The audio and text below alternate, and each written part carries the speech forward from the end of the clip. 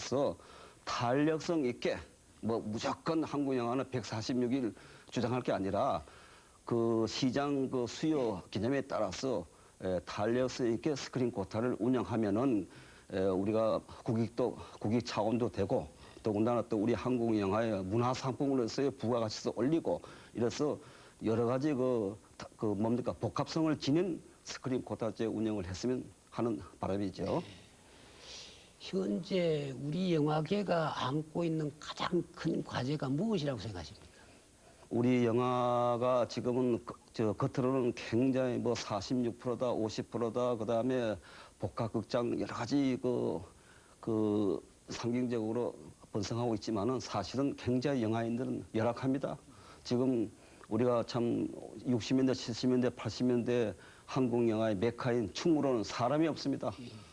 제가 매주 화요일날, 목요일날 충무로 가가지고 영화인들 만나기도 굉장히 사람이 없습니다. 그래서 우리가 스크린 쿼터제 여러 가지 탄력적인 운영 가지고 영화의 그 배우만 살 게 아니라 영화 스태프들 또 50 이상 된 영화 원로들 이분들이 살 수 있는 터전도 만들어주고 특히 그 상업 영화에 너무 오염되어 있기 때문에 우리 한국 영화에 정말 지난번에 동승 같은 영화는 정말 좋습니다. 근데 이런 영화는 여러 가지 평자들이 영화는 좋다고 하지만은 시청에 간격은 없습니다. 그러니까 이런 것들을 구제하기 위해서는 예술 영화 전용화라든가 그 다음에 예술 영화를 하면은 국가에서 여러 가지 혜택을 준다든가 이런 걸 장기적인 안목에서 해주면은 한국 영화의 다변화롭게 하고 일부 잘 나가는 배우, 일부 회사만 아니라 좀 평준화된 영화사가 있어가지고 보통 사람들이 영화도 할 수 있는 그런 터전이 됐으면 하죠. 영화 제작을 하시는 분들에게서 나온 소리가 요즘 소위 말하면 스타들의 개런티가 너무 비싸다는 얘기가 나오던데요. 어째서 그런 현상이 나타났습니까? 이게 5년 전부터 그 한국 영화사가 말이죠. 그 재벌 중심으로 몇몇 회사가 됐습니다. 그래서 재벌 회사들은 자기들의 입맛에 맞는 배우들 몇몇을 장기적으로 확보를 하고 그다음에 보통 배우들이 출연료의 배 이상을 줘가지고 확보를 했습니다. 그래가지고 이때부터 이 제도가 생겨가지고 지금 초 A급 배우 출연료 한 편 가지고 우리 한국 영화 뭡니까 독립영화 몇 편을 만들 수 있는 그런 출연료가 가다합니다. 그래서 이런 출연료를 가다하게 줄 게 아니라 흥행에 따라서 뭡니까 출연료 이상을 알파로 줄 수 있는 그런 제도를 만들고 모든 스태프들도 흥행에 따라서 대우를 받는 그런 제도가 장치가 됐으면 하죠. 선생님은 좀 전에 말씀하셨습니다만 영화는 꼭 극장에 가서 봐야 한다는 원칙을 고수해 오셨는데 어떻습니까? 우리 영화 관람객들의 태도 중에서 좀 못마땅하게 느낀 점은 없었습니까? 뭐 많지요. 지금 우리가 정말 궁핍화 시대 50년대, 60년대 영화를 볼 때는 영화 한 편을 보기 위해서 일주일 동안 기다렸습니다. 그리고 학교 다닐 때는 특히 토요일 날 오후나 일요일 날 안 봅니까? 그래서 돈을 더 모으고 그다음에 이제 20원 할 때 10원이 없어가지고 10원을 더 아르바이트 해가지고 벌어가지고 영화를 보고 했는데 우리나라 관객 중에서 지금 젊은 관객들은 너무 영화를 보는 태도가 말이지 불성실해요. 특히 중간에 와서 보고 그 다음에 참 음식 뭡니까 음식물을 먹어가면서 보고 심지어는 휴대폰도 켜놓고 영화를 보고 이런 것들 여러 가지 영화와 영화 외적인 영화 관람을 하기 때문에 그분들이 진짜 영화를 감상할 수 있는 자격 함량 미달이 됩니다. 그래서 저는 영화는 반드시 1회 11시 반에 사람 없을 때 가서 영화를 보고 나옵니다.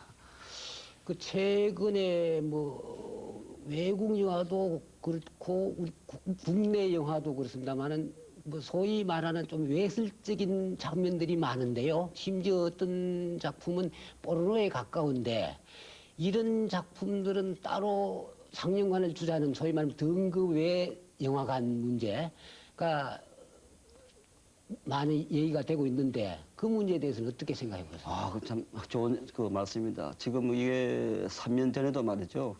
등급의 그 전용 4년간 굉장히 그 이익이 많았습니다. 그런데 지금 아직 그게 실효성을 못 거두고 있고 지금 현재 그 우리나라의 그 남대문에 있는 남대문 극장에서 그 준포론에 가까운 그 영화 상영을 하고 있습니다. 그런데 손님이 별로 없습니다. 그런 작품은 너무 저질이고 진짜 우리가 그 등급의 전용 상영관을 지어가지고 그 일반 극장에서 볼 수 없는 영화는 거기서 봄으로써 떳떳하게 그 포르노가 그 예술의 경지에 있는 영화들, 더군다나 또 젊은이들이 좋아하는 이런 영화를 해서 말이죠. 합법적으로 이걸 그 상설 그 간이 생기면은 뭐 포르노 영화 만드는 사람도 좋고 또 일반 관객들도 떳떳하게 볼 수 있는 그런 그 양명성이 있죠.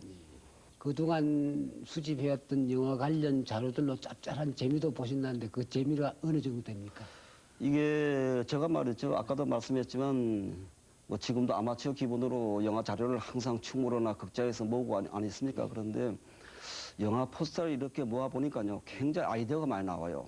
특히 지난번에 제가 그 우리 한국 영화 1957년도 시집간 날부터 동승까지 말이죠. 그 한국 영화 해외 영화제 저 본상 그 수상 작품이 모두 한 80편이 됩니다.